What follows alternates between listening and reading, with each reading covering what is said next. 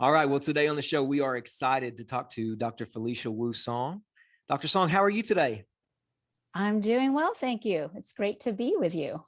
Excellent, excellent. You are just about to release a book called Restless Devices: Recovering Personhood, Presence, and Place in the Digital Age. We're going to dive into that, but before we do, I would love for you to maybe take a minute and just introduce yourself to our audience and people who are watching, listening. We'd love to hear a little bit of your story. Sure. So I am a professor of sociology at a small liberal arts college called Westmont College in Santa Barbara, California. And I have been working on observing digital technologies since about the late 90s. So I've been in this for a while. And I've been doing research on online communities back in the day before Facebook. You can remember that, if anyone remembers that. And then after that, I did some work actually studying mom bloggers, which was loads of fun.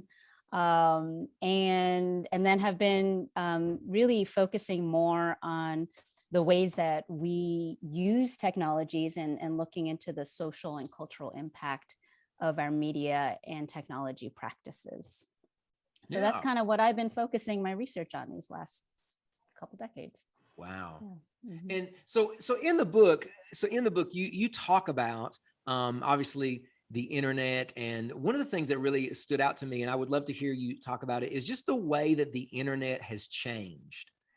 And so I can remember quote unquote getting the internet. I can remember that. I remember life before the internet. I do.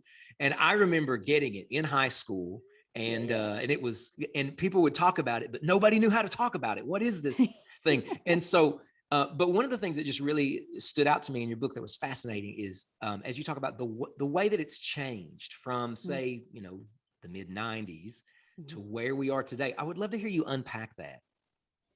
Yeah, well, I think that's it's such an important realization to say that to recognize that when we are going quote unquote online, right? It's not today. It's nothing like going quote unquote online back in the 90s or early 2000s, right? Because like when we went online back in the early days, like we all had to do that dial-in thing, and your computer was hooked to the wall and it was coming out of this big box, and it was that awful sound that it made that I'm not going to try to replicate over the air for you, right? And we all kind of sat and waited, right, for it to come on, like you said. But nowadays, right,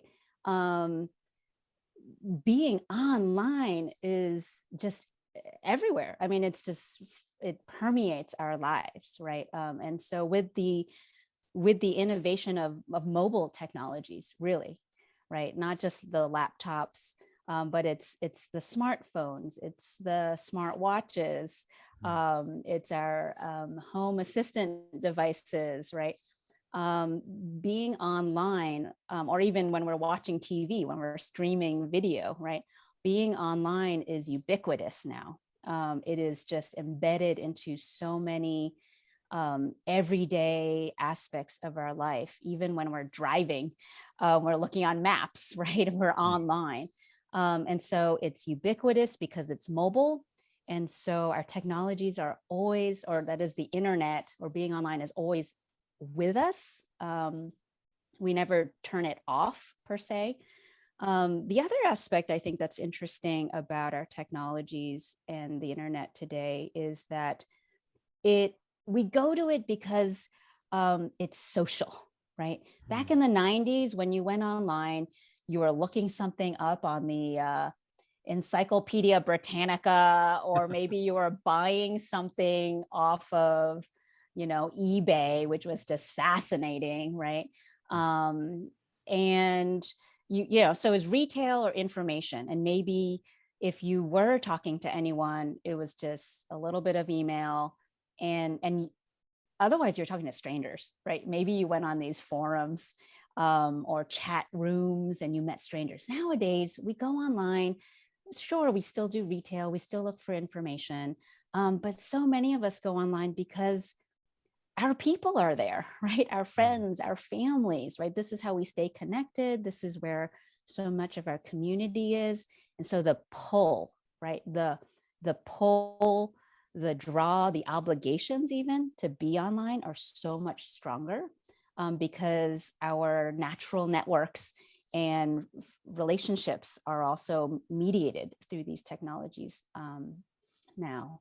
And the last thing I'll just mention is that our technologies have become, the content that is coming through is now just overflowing, right? It is infinitely novel. When you're on your social media feed, you just you swing that thumb down and you refresh, right? And every couple seconds there's something new to look at, right? There's new content on Netflix. There's always something new. Our email inboxes, there's always something new coming in. And so whether it's us being bored and we're wanting to look for new content, or we're anxious that we don't want to miss out on someone's new post or some email that's coming in, we're constantly being driven to look and to go online, right? And so it is a completely different kind of relationship that we have with our technologies then. And I argue that we actually stay in what some scholars call a state of permanent connectivity, right? That we're actually never, even if we're not looking at a screen, that something deep in our consciousness is always aware, right? That something might be online, right? That is worth my while, that I ought to be checking. So that, I think that's a major difference. Yeah, I wonder, would you have any thoughts, or is there data out there, and it might be too soon? I wonder if you have any thoughts on how has the past even year and a half or so changed online? So the day we're recording this, it's October the 1st, and so here we are. I mean, it's still the pandemic, and just how has that whole scene and situation impacted, changed online? Oh yeah, I mean the pandemic has fundamentally altered so many of people's practices, from work to their family and friend relationships, to church life, to school, right? All of that went online, and we became ever more dependent on our devices and our networks working at the right time for us. That is our digital service working, and thankful for it, right? I mean, so many of us are so grateful. I mean, what a boon, what a gift, right? In so many ways that we could use the internet and all the digital services to continue working, to stay in touch with family. These are all so important.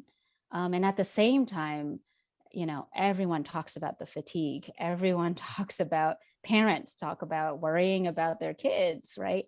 Who had no other way to stay in touch with their friends or other activities that were all closed down. So I think there's kind of the both and, right? That being online during the pandemic proved to be such a boon in so many ways.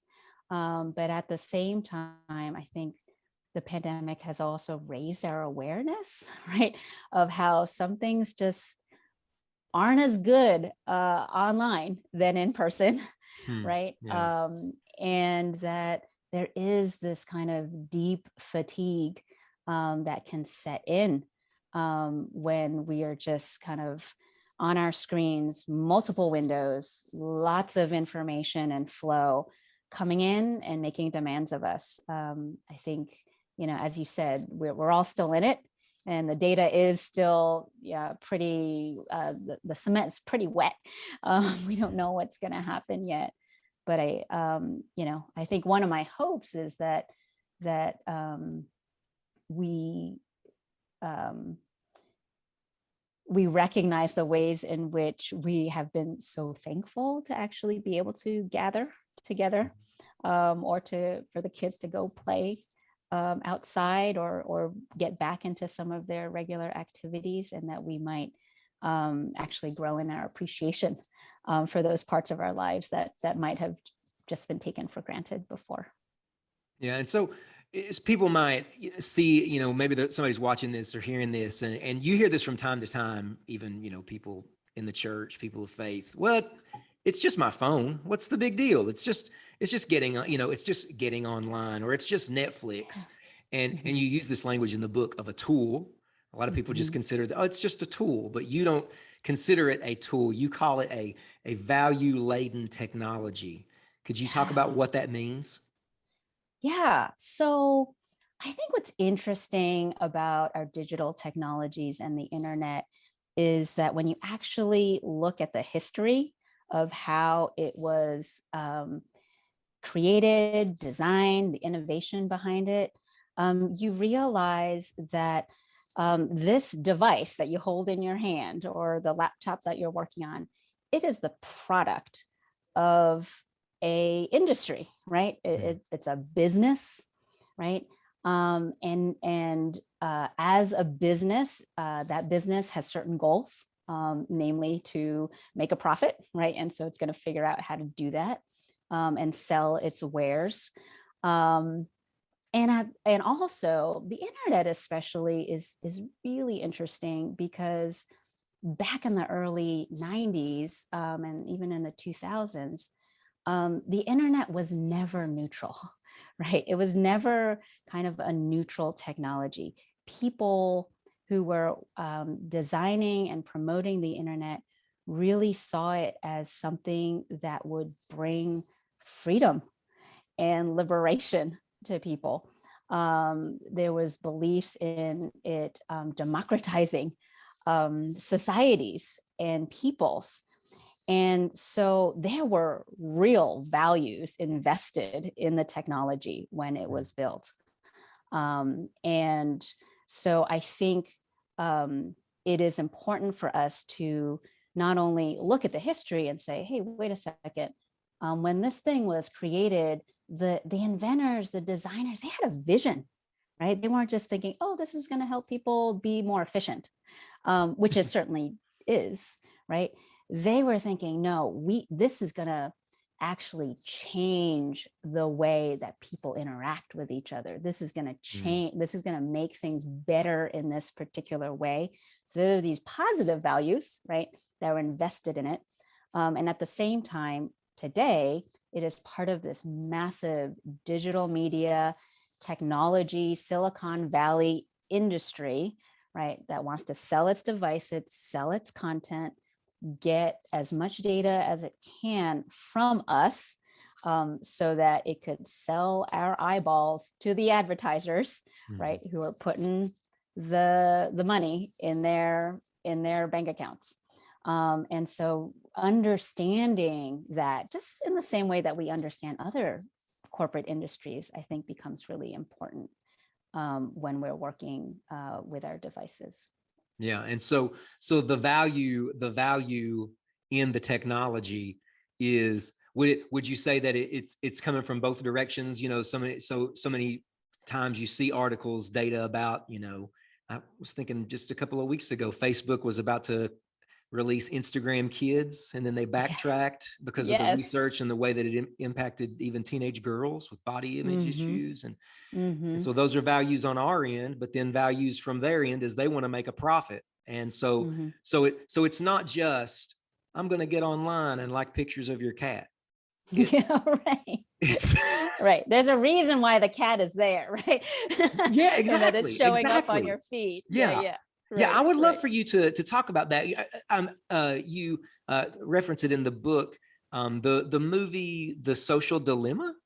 Oh yeah, right. And so now that's not even on Netflix. Now it's on YouTube, I think, for free. Anybody can go and watch it. But I remember watching that and seeing the people that were in that. And I think those unintended consequences of where it had grown, they were all like, our kids don't even have devices. We never let our kids get online and that sort of thing. Can you talk about that? What what is, so the cat, what is behind the cat in the algorithm that makes me like that? Or even some of the behavior that you've already referenced. You've already talked about getting online can make us anxious. You've talked about Zoom fatigue. Something is Right, happening to us. right, Could right. you talk about that? What is Yeah, it that they knew and they intentionally put that in there so that we would respond in that way? yeah, yeah. So it is so interesting that a lot of these folks who worked for the Facebooks and the YouTubes in their early 20s, right? They were just creating a product that their goal was to um, cultivate in what they call engagement, audience Mm, engagement, right? And so there was a borrowing and drawing on both neuroscience, right, and understanding of what's happening in the human brain when we are responding to certain kinds of stimuli that is pleasurable, right? And drawing on behavioral psychology that kind of has the same sort of studies on how it is that human beings become habituated to certain practices, right? And mm, so, drawing on both of these areas of research, the designers and engineers, right, came to understand that hey, if you put a certain content, the kitty in the treadmill, right, in front of someone, and that's triggering dopamine, that chemical that signals pleasure in a human mm, being, right? That is something that human being is going to want more of, and that um, we will be prone to always be drawn to that kitty in the treadmill, right? And want more of it. And so we will keep checking, right? From mm, that one social media feed or YouTube, right? Because we found that pleasure before, and that we can actually become habituated, right? By the same kind of stimuli. Um, I think what's interesting is that um, in the early days, when all of this was just kind of coming on the scene, so many of us as users just kind of thought like, oh, this is happening, and boy, I can't stop watching this stuff, right? This stuff yeah. is good, right? And it's only really been recent, like in this documentary, where you find where so many of us have discovered, oh, this wasn't actually just an unintended consequence. They actually knew, right? They actually knew this was happening. They knew that this is the way to get human beings to look at content, right? Like, we like funny things, we like sexy things, we like things that are violent, we like things that make us angry. Um, and and so we will click, we will respond. We also, very importantly, like things that come from people we trust, like our friends. Mm, And those are the things we'll pay attention to. And so that's all built into the social media feeds. It's built into the Netflix and YouTube recommendations, right? There are algorithms that are constructed around the patterns that we are displaying through the clicks and the amount of time we spend on this content. And that algorithm is then constantly determining when that notification is going to come to us, what content is going to come to us, so that we will continue to go and look, and that we will continue to keep watching after the original video that we were watching is already done. We're like, oh, wait, there's this other thing that's really interesting, mm, right? None of that is random. All of that is highly calculated, right? wow. Through incredible mathematical genius, Mm, right? And so I think that's where that industry part of the values, right, is very much in play.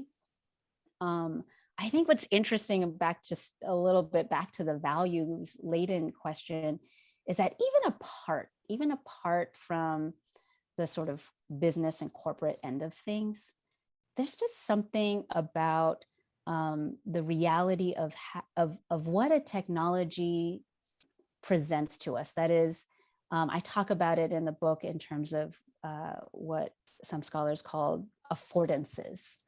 That is when a technology just gives you an opportunity. It doesn't force you to do anything. It just opens up a door, right? That says, hey, you can click on this button and get this thing that you want in less than 2 days from Amazon Prime, right? Just knowing that it's there, it is a new affordance, right? That is there, kind of tilts the balance on our behaviors, right? That just didn't exist before. No one's forcing you to buy anything from Amazon, right? No one's forcing you to go watch that video, right?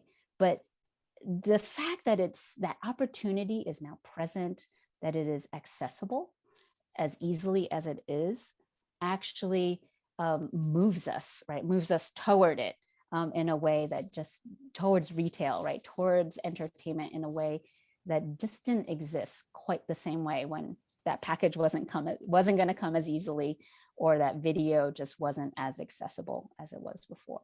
Yeah, and that what you just now spoke about, that thing that keeps us coming, it keeps me on Netflix, or it's because something has happened to my brain. Is that right? The neuroscience. I would love for you to talk about that. Even I think you even talk about in the book, that was a lot of the motivation behind the like button on Facebook.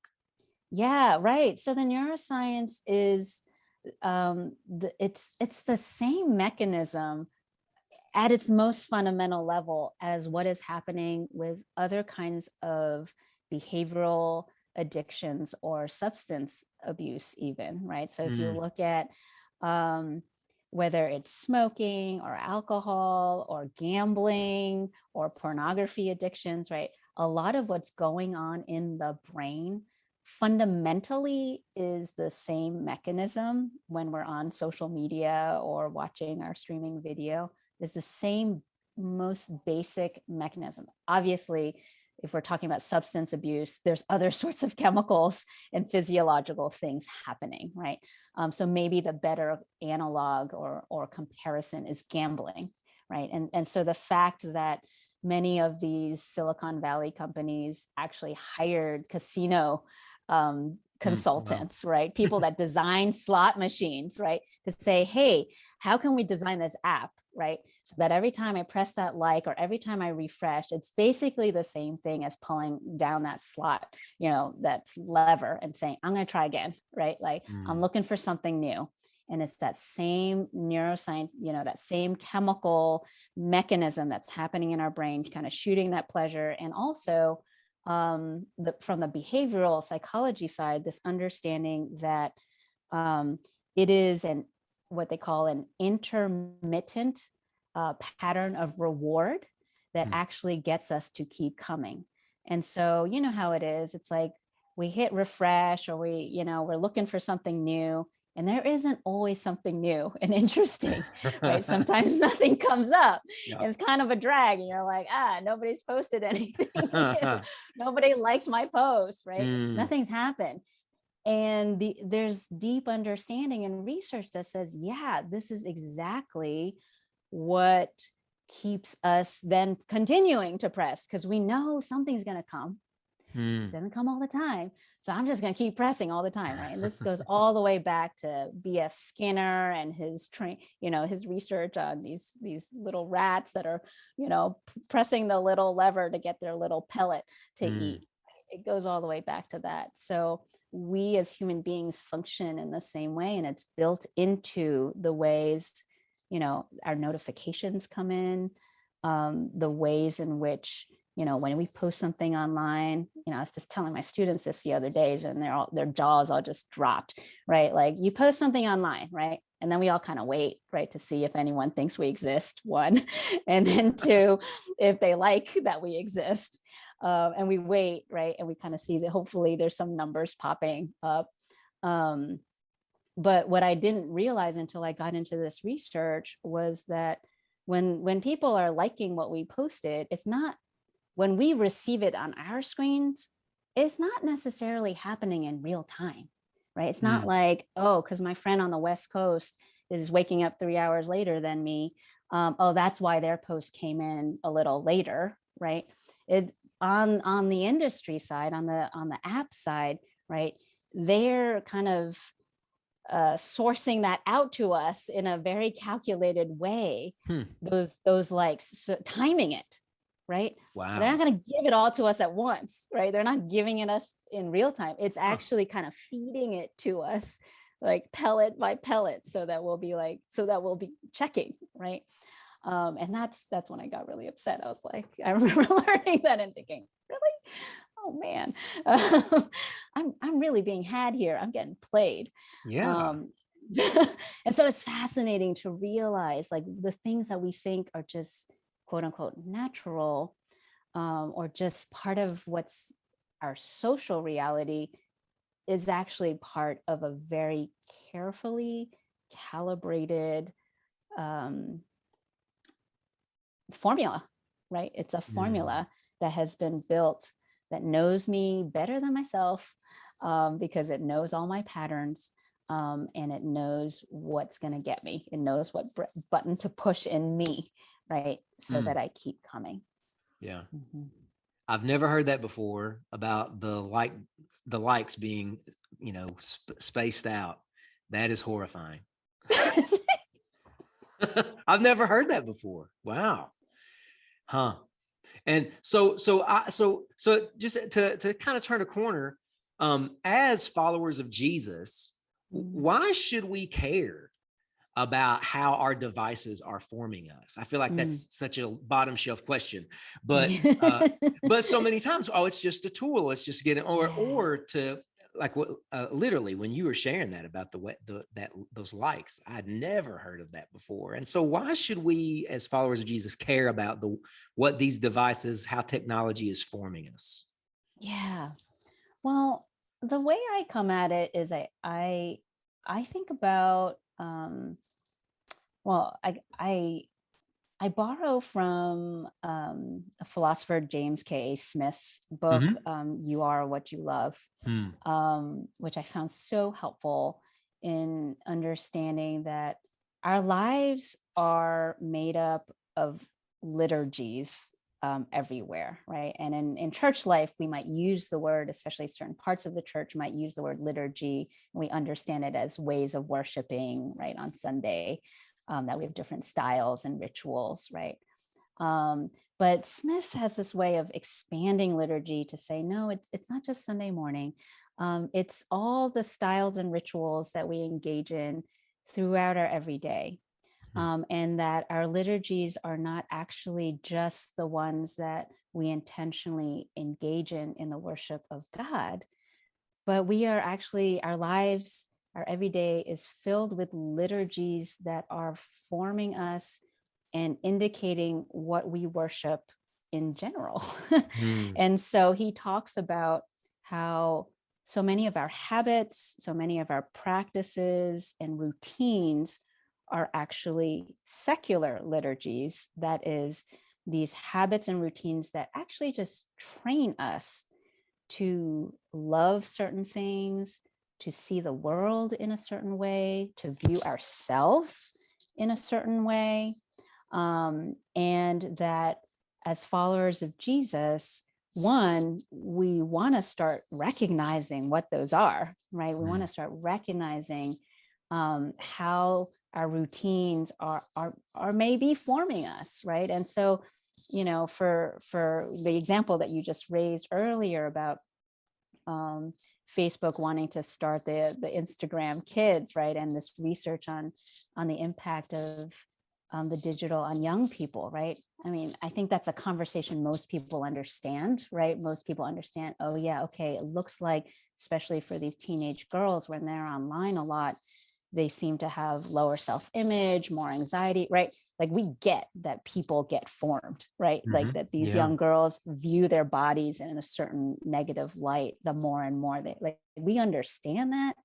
And so part of my view is like, why don't we understand that about all of us, right? Like all of us, when we're online, we are being formed just as much as those young women are, right? Yeah. Wow. We just have to kind of become awake to what that formation is. And then once we become awake to that and see, oh, actually these ways that I view myself, these ways that I view what life is for, may not be consistent or aligned with what I say I believe as a follower of Jesus, right? They might actually not connect. And so I need to do something about that, right? I need to think about what kind of consistency I need to be able to actually take on routines that do form me, right? Because I think as followers of Jesus, we are all still in formation, right? Mm-hmm. None of us is finished or complete, right? We are all growing, right, in our understanding of who God is, in our understanding of who we are, and being refined, and having lies cast off, right, that we have acquired through our culture, through the sins that have been done to us, right? We are in process. And so what we need to be doing is figuring out, how do our technological practices actually help us form in the right direction, right? Towards the truths, right, that we claim to believe, right? Towards the very realities of what life is for, that we claim we engage in. So I think a big part of I think the responsibility, or the call for people who are endeavoring to follow Christ is to be thoughtful first, right? To say, oh, okay, how is this either using up my time, forming my thoughts, or do I, one of the main things when I talk to my college students is they say, well, I go online when I'm bored and when I'm anxious. And I think those are two really interesting places to start, right? To say, well, when we are bored and we are anxious, where do we go?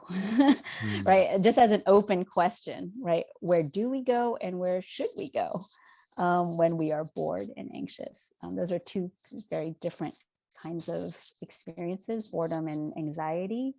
But I think, Christianity has something to say about that, right? To say about where do we go when we are anxious, right?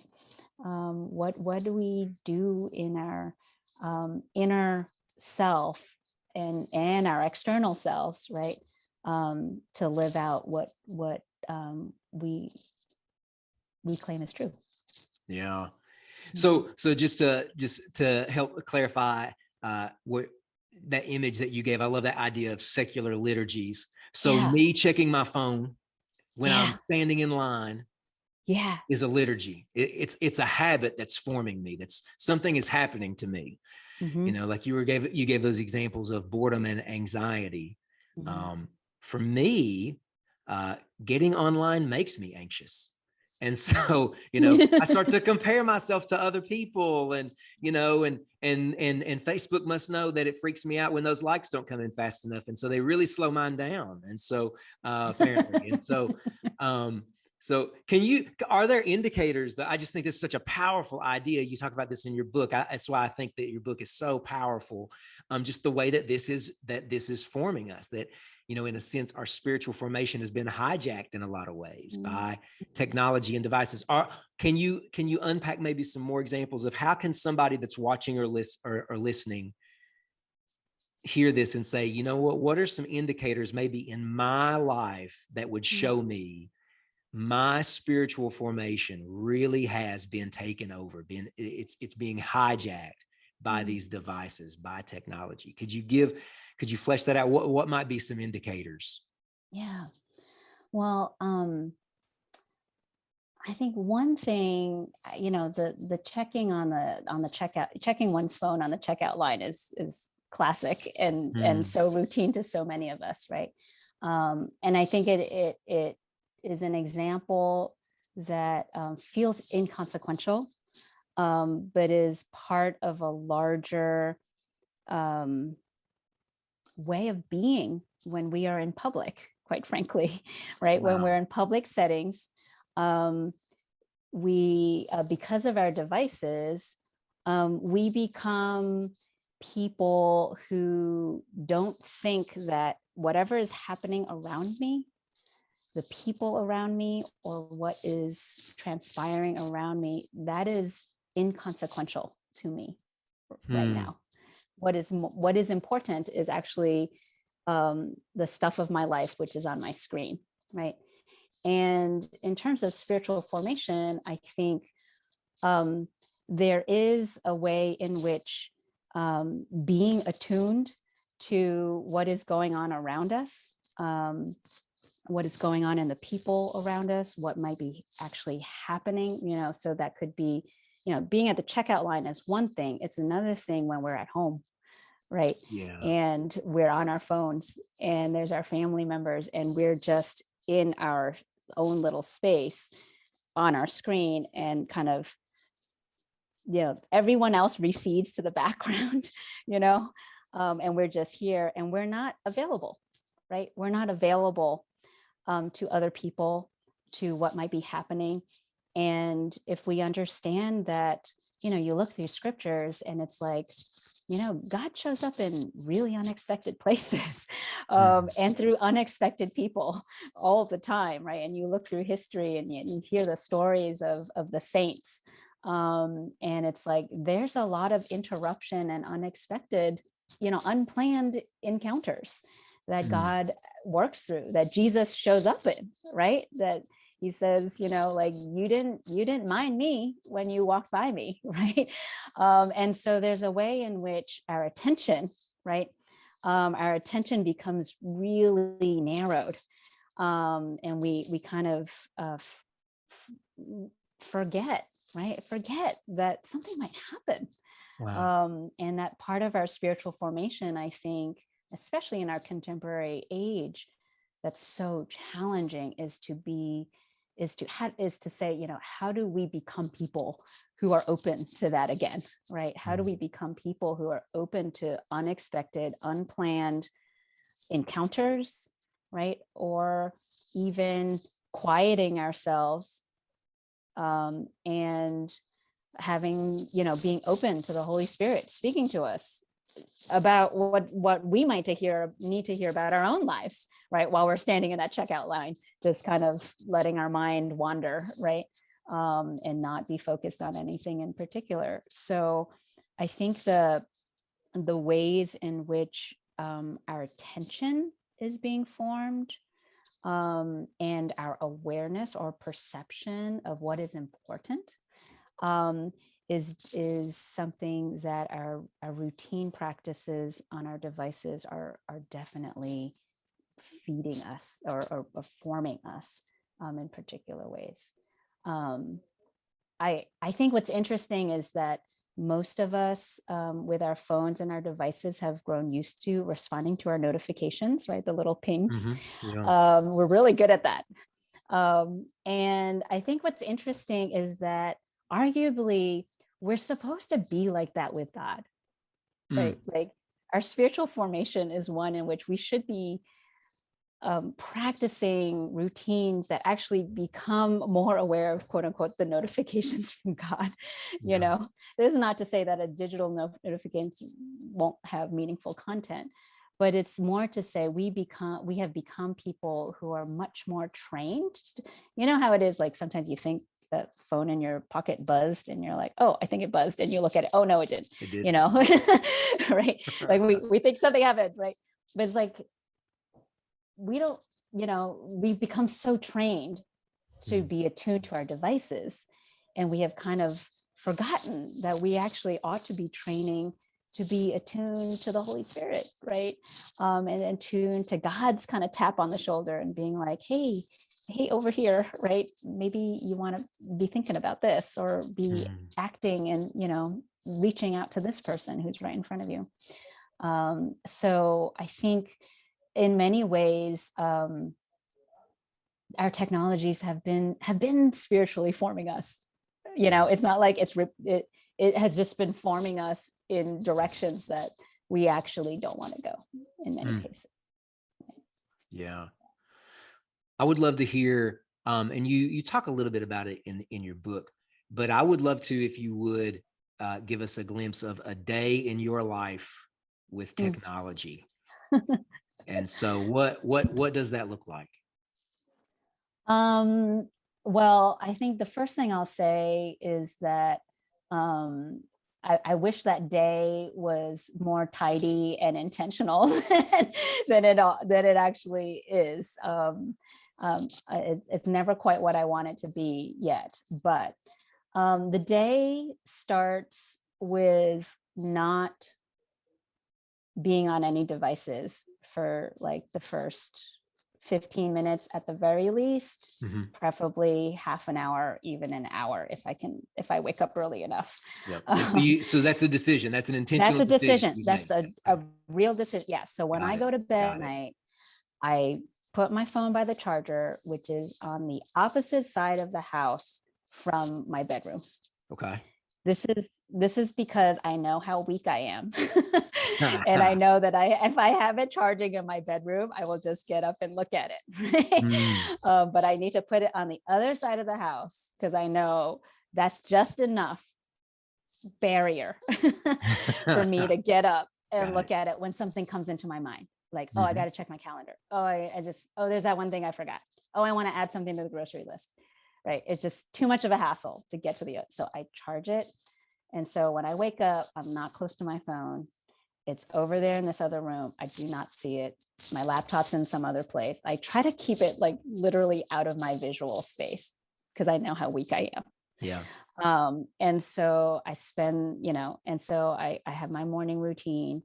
And then I get on my phone, tend to the immediate things that I need to tend to before everyone gets out of the house. My work is one in which I get a lot of emails. All my student classroom management stuff is all online. So a lot of it is on the computer. And in my, actually pre-pandemic, yeah, it's a good, you asked about the pandemic earlier. Pre-pandemic, I had better habits where I actually had set amounts of time that I dedicated and set times that I would go to my email, right? And be like, okay, morning, midday, evening, I'm going to go 90 minutes or whatever, right? I set my timer and jam through it. And then if there's some things that I can't get done, I don't keep the zero inbox because that drives me personally. It doesn't work. And so for me, it's about bounded times and set times that helps me not keep checking because I know I will check eventually, right? And if I can tell people, I used to have in my signature, these are the times I'm on email, these are the times you can generally expect me to respond to you. And then, I use my devices for podcasts a lot, listening to music while I'm cooking. But, when I watch TV, streaming Netflix or Amazon Prime or Apple, my family, we have all of that. We are a normal family. We try, not always succeed, right? We try to have it so that we're at least two people are watching together, right? That it's not just something that we're viewing on our own. And like I said, at night, everyone's got to put their devices over by the charger on the other side of the house because we all know how weak we are.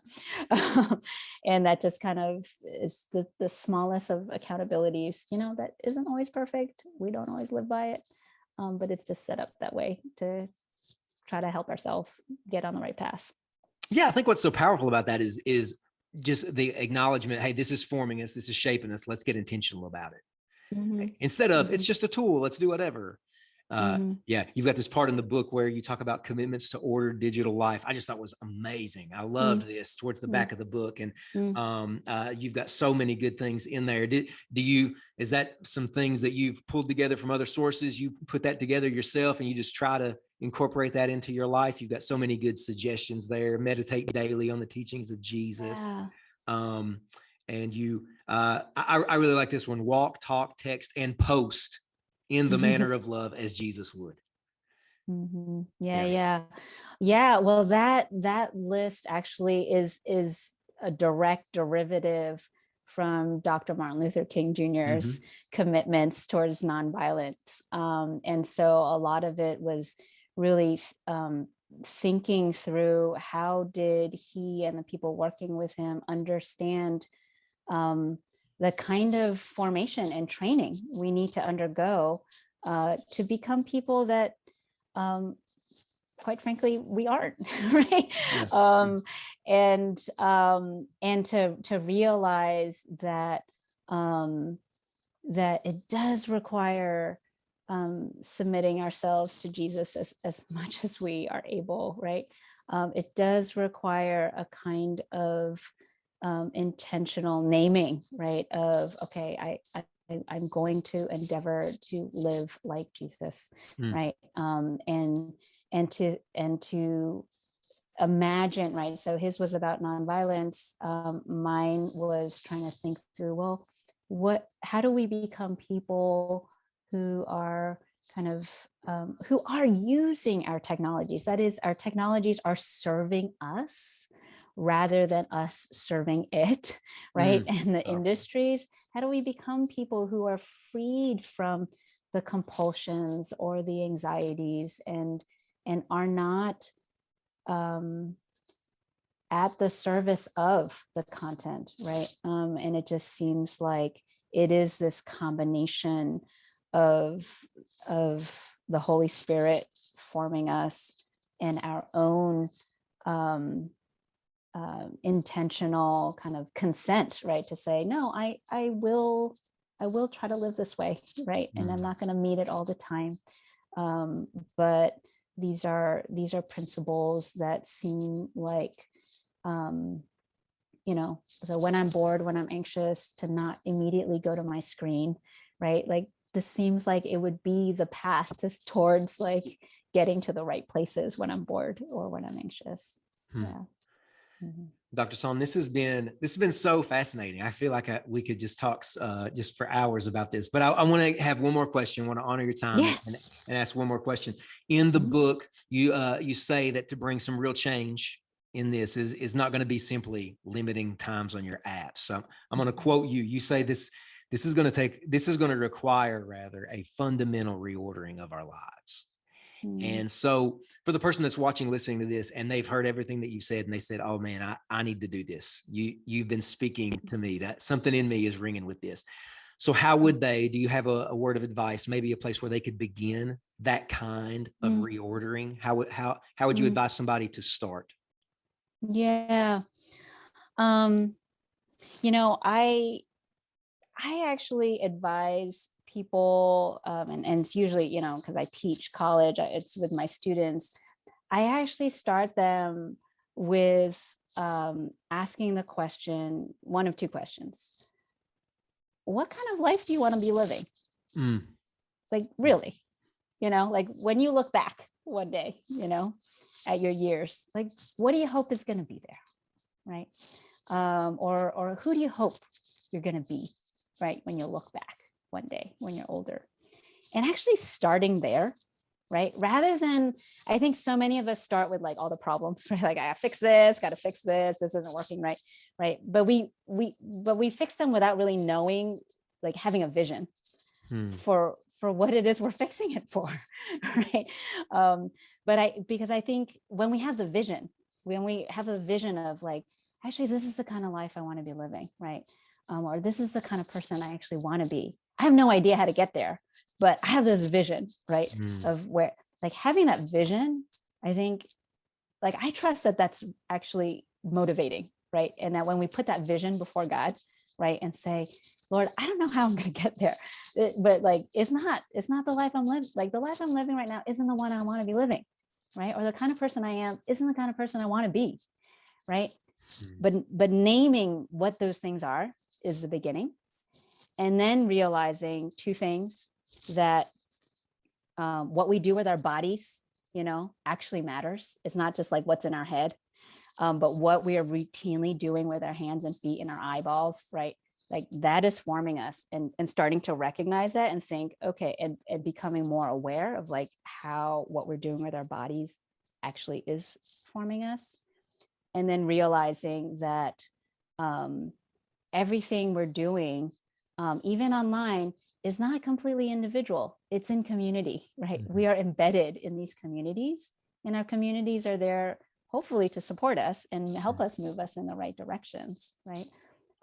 And so the reordering, in my view, is something that will require not just sort of like mental, like, well, I'm just not going to do this, or I'm not going to believe that, but it will require kind of small bodily micro adjustments, right? Like not looking at my phone while I'm at the checkout line, right? Or and starting to think about, okay, what kind of community am I in? What are the obligations or support that I feel there? How can I have this be a part of the communal life, right? Because it's so hard to do alone. This stuff is so hard to do alone. And this is where I think church life can be so important, when we can be doing this with other brothers and sisters in the faith, and just kind of pilgriming together on it, will make the reordering possible, much more possible. Yeah, that's beautiful. That's beautiful. Dr. Song, thank you so much for coming on the show. This has been great. We'll link to the book in the show notes, but are there other ways that people might be able to connect with you online? Yeah. Well, first, thanks so much for having me. This has been really fun. I really appreciate this chance to talk to you. Online, I've got a website, FeliciaWuSong.com. It has information about the book and talks I'm going to be giving in this upcoming year. And if you want to contact me, there's a contact sheet. Happy to hear from folks. Always love hearing what other people are thinking about or going through with their tech lives. All right. We'll link to that in the show notes. Dr. Song, thank you so much for coming on the show. It's been great. All right. Real pleasure. Thanks.